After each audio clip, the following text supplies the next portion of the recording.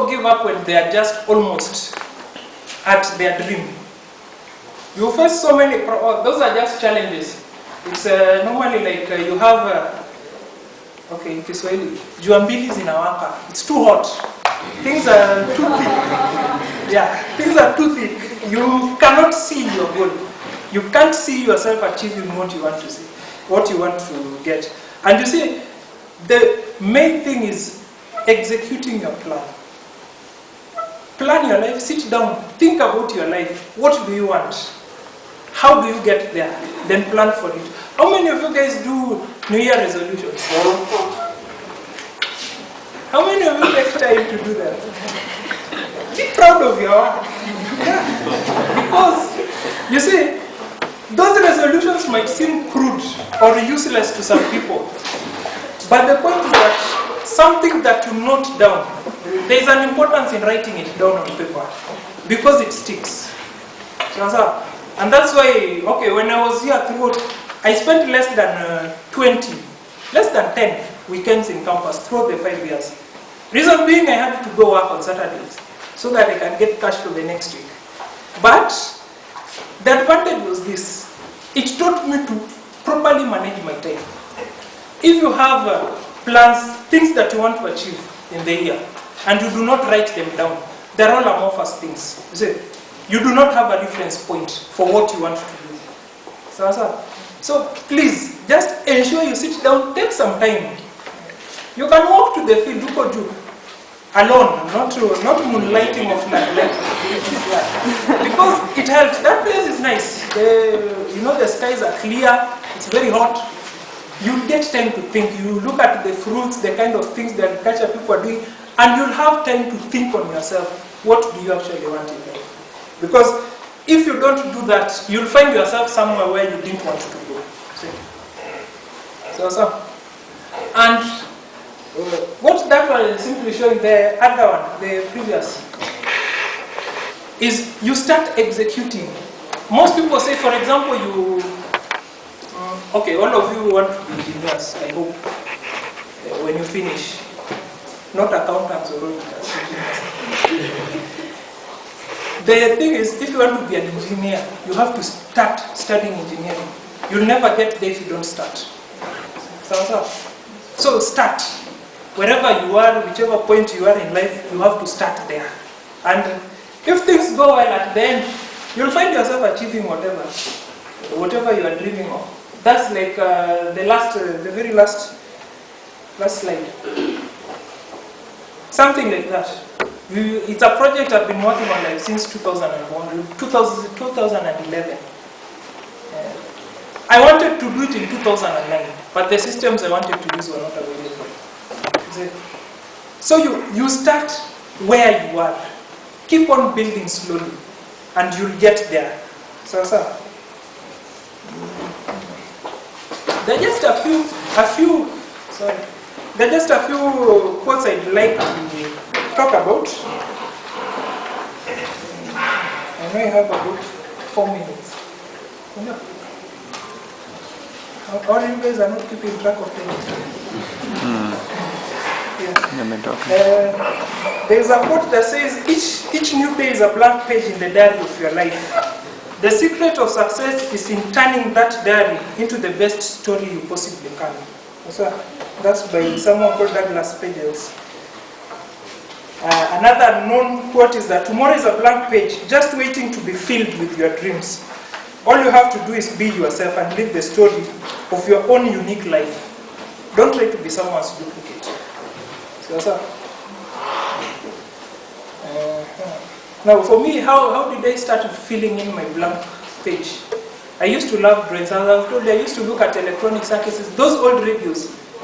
It will look like a very neat city. When you take that board and you turn it like this, it will look like a very organized city. And those days, Nairobi Mathiri used to be quite a mess. It used to, the big buses, some of you are young. You can't remember those things. But it used to not be a clean city. And if you liked, we used to live in the outskirts of town. So it used to be a green place, very quiet and things like that. So if you loved that, you'd see a big difference when you get into town and when you get out. And that's how I started. drawing the kind of things I liked and enjoying when I was in primary and all that, partly through secondary and things like that. You start filling it in with things that you love doing. Initially, I used to have to cheat my father that we are needed with the drawing books in school and the colors and all that. Eventually, he found out, but now, anyway, bought me all the equipment I needed. And that's how you start. Wherever you don't cheat. That's not what I'm saying. Just follow your dreams, follow your passion, what you love doing. Because when you do what you love doing, the rest will follow. But when you chase money, you get somewhere and then you discover that that's not where you wanted to be. Actually, it's normally, there's another quote, I don't know who said it, but they say that when you get there, there is not there. That's how. So if you don't know where there is and you get there, you'll find that there is not there because you don't know where it is. So that's how.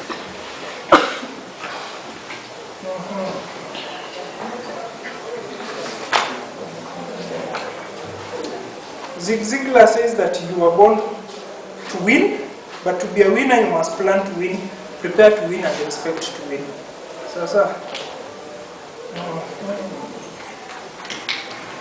And one of the biggest things by Paulo Coelho is that if you live your life pleasing, trying to please everyone else will be happy except yourself. Because you are doing it for the sake of others, not for your own self.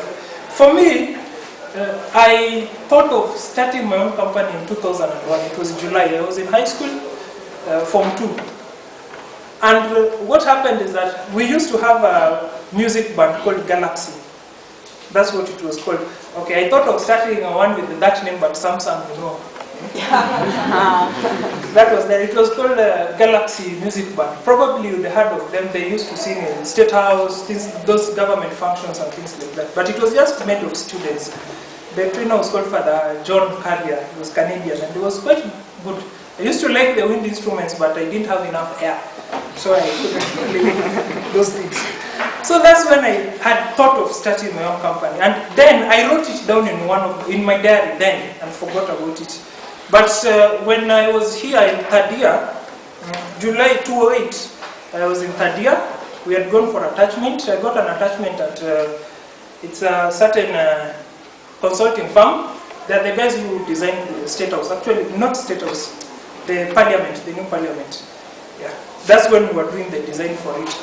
So what happened? I was there, and there's a project I was given the UN offices in Nairobi and KEFIS labs on Mombasa Road. I did those designs for those guys. They had been stuck with them. Like for the UN, the system was, the conference facility was required to be able to be arranged in 5 different ways and not block the lightings, the PowerPoints and things like that. So I did it, and for the KEFIS labs, the project was 850 million. But I was paid 6,000 shillings because I was a student, you see. And that's why I decided, no. I did that one under MEDS also. MEDS was 540 million. And of course I was a student, so it was 6,000 for me, even though I did the work. So that's when I decided, no, I'd rather do what I love doing, earn that living, but enjoy what I do. And that's how I got embedded systems. I started in 2006. Then there were no guys doing embedded systems in JQuat. I didn't have any reference. The person who even encouraged me to do them was called Engineer Xavier Navini. He was working at Chandarian. I was there also for attachment. That was my very first attachment. And what he asked me wasn't very direct, that get into this or start doing this. But what he asked me is if there is a project I'm doing. Okay, then I had just finished first year. I was in second year. We just finished second year. I didn't have an idea of what big projects are. But after high school, there's a project I started working on. If you know the hybrid vehicle systems, I was working on a similar system with my brother. Okay, we were quite ambitious, so even then we had contacted Toyota then. They told us they were already doing something like that. Actually, and then a few months later we heard of the Prius, the Toyota Prius. Then, yeah. So that's what had happened. So he had asked me, so I started doing some small projects of my own. He asked me if there is anything I'm doing. At that time I was designing a fuel monitoring system for petroleum tankers. So I told him I was doing this. But I didn't know about processors, I didn't know about microcontrollers, I didn't know about embedded systems. But I was doing something. So he told me, instead of using physical timers that you planned, study something called a microcontroller. And he left it at that. You see, if I had not taken the initiative to go find out what that is and see if I can use it, I would not be speaking to you today. Because that's what I do. You see. So the thing is, start where you are. Some of the things you are doing, you never know where they will get you. But by the fact that you're doing them, that is the place where you start. After that, I left Chandaria. Of course, we are coming back here to finish third year and things like that. Yeah. So I started studying about that. I got my first computer. That lecturer I had been helping in the university from 204 gave me his computer in 2008. I didn't buy my first computer. In fact, I bought my first computer in 2010. And had I not helped him, I also would not have gotten a computer to do my development. See? And I was helping him in a field totally unrelated with what I was doing, but today they still depend on me to go to help them, the Institute of Development Studies and Economics, to help them in analysis of that data. Because those are the data they use for projects like for WTO, World Bank and things like that. Now, I was doing something that I didn't know whether it will help me or not, but now it's still helping me. You see? So, some of the things you might be doing or you might ignore are the kind of things that will help you in the future. But the thing is, know where you want to get. Then use what you have to start your journey and head there. Say that normally when you have a plan and when you want to achieve something, the world conspires to help you achieve it. And that's what happens. Someone, just a final thing, because I know my time is up. Just a final thing. How many of you have studied the story of John D. Rockefeller? You know the Rockefeller Foundation. But how many of you have studied the story? Rockefeller was a Baptist guy. His father, they were not rich.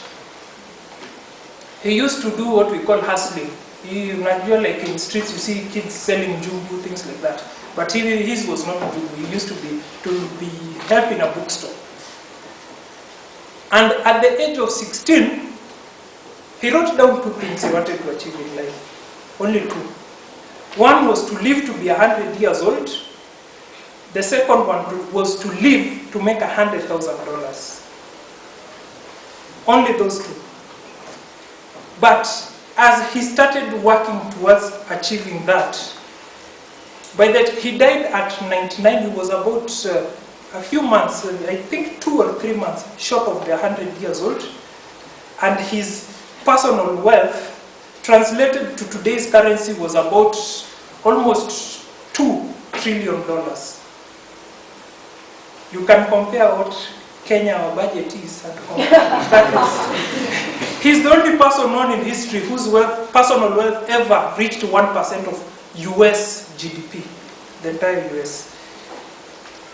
And he never had proper education. He just used to help in a bookstore. But because he had a purpose in his life, and he had a passion for whatever he was doing, he started seeing the opportunities around him. Even you guys, there are so many opportunities here. It's only upon you to start looking at them. Actually, his company was called Standard Oil. How many have heard of it? You've heard of Standard Oil?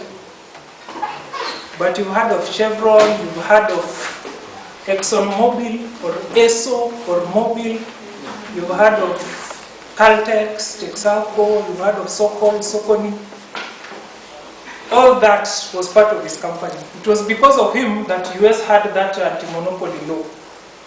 His company had to be broken into 39 different companies for it to fit within the set legal limit.